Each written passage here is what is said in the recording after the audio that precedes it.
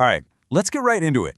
Today, we're uncovering a really incredible and honestly often buried piece of history, the story of the Black Loyalists of Birchtown. So, picture this. It's 1783. The American Revolution is over. And for thousands of people of African descent who had sided with the British, there was this huge promise on the table. The deal was, leave the brand new United States, head north to Nova Scotia, and you will finally be free. And you know what? They went for it. About 1,500 people ended up founding this new community called Birchtown. And what's so amazing about this, and you really have to let this sink in, is that at that moment, it was the biggest free black settlement in all of North America. I mean, talk about a beacon of hope. But, and this is the big question, here's the mystery at the heart of our story. This place, this symbol of promise and freedom, was practically a ghost town less than 10 years later. So why?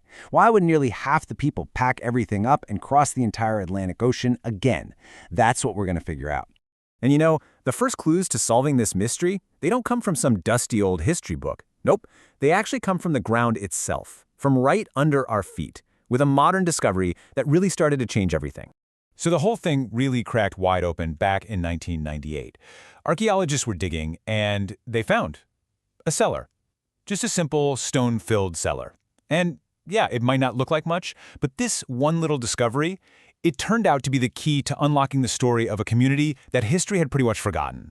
And I mean, what a key it turned out to be. From this one spot, archaeologists pulled out over 13,000 artifacts. Think about that. This tells us right away that this wasn't just some simple, uniform group of people. The huge number and all the different kinds of items they found, well, it pointed to a life that was way more complex and vibrant than any of the official records ever let on. Now, this cellar, it's believed to have belonged to a guy named Colonel Stephen Bluck, who was the leader of the community. And right here, we get a little mystery inside our bigger mystery. See, most of his neighbors were described as living in just extreme poverty. But the things found in Bluck's cellar, we're talking military buttons, nice ceramics, stuff that suggested a comfortable, middle-class life. It's a really stark contrast. So to really get a handle on this contrast and the whole story, we need to rewind a bit.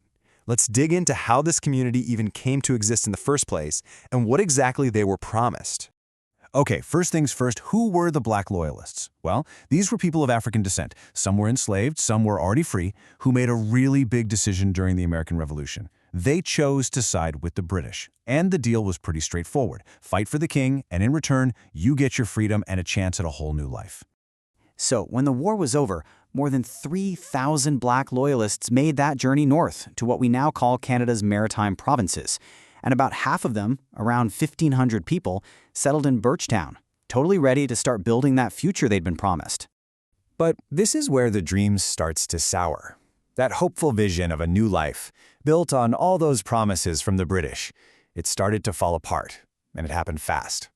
The whole problem comes down to this massive gap between the promise and the reality. They were promised equal land, but they got smaller, rocky plots that were hard to farm. They were promised 3 years of provisions to get them started. They got only a fraction of that. They were promised justice and freedom. Instead, they got discrimination and violence. And this right here really shows you the inequality in black and white. Just look at the average farm size. A white Loyalist family, they got about 74 acres on average. But a Black Loyalist family, only 34. That's less than half. And let's be clear, this wasn't some kind of clerical error. This was intentional. This was the policy. And it just got worse from there. You had disbanded white soldiers who were furious about competing for jobs, and that led to race riots. Then a horribly bitter winter hit, causing a terrible famine. And on top of all that, there was this constant, terrifying fear of being kidnapped and sold back into slavery. Plus, the justice system was a total double standard. The promise wasn't just broken, it was shattered. So, facing this absolute avalanche of broken promises and hardship, the people of Birchtown did something truly remarkable. They basically said, okay, if the promise won't be honored here in Nova Scotia, we'll go find it somewhere else. And that's when a leader named Thomas Peters really stepped up. He was a preacher, a teacher, just a really powerful voice for everyone who felt let down. He started working with a group in Britain called the Sierra Leone Company. They were abolitionists, to organize something huge, a plan to start a brand new colony back in Africa. And just look at how fast this all moved. The terrible famine of 1789 was kind of the last straw. By 1791, they were actively recruiting settlers for this new colony. And then, On a freezing day in January 1792, almost 1,200 people, we're talking nearly half of everyone in Birchtown, boarded 15 ships in Halifax. They set sail for Sierra Leone, where they would go on to establish a new home called Freetown. Now, you'd think that massive exodus might be the end of the story for Birchtown. But it's not even close. So now let's jump forward to today and see how this amazing history, which was buried for so long, is finally being reclaimed. So how do you make sure a story this important never gets lost again? Well, you build something permanent, something right on the same ground where it all happened that can tell the story for generations to come. And that's exactly what you'll find today. The Black Loyalist Heritage Center stands proudly right there in Birchtown. It's this incredible world-class museum, and it's built, both literally and figuratively, on the foundation of all those archaeological discoveries we talked about, including that cellar that started it all, Stephen Blucky's cellar. But even the story of how the center got built is one of incredible resilience, just like the original settlers. See, in 2006, an arsonist tragically burned down the Historical Society's office, destroying priceless archives. But did they give up? No way. The community rallied together and turned that horrible loss into the motivation to finally build the amazing interpretive center they had always dreamed of.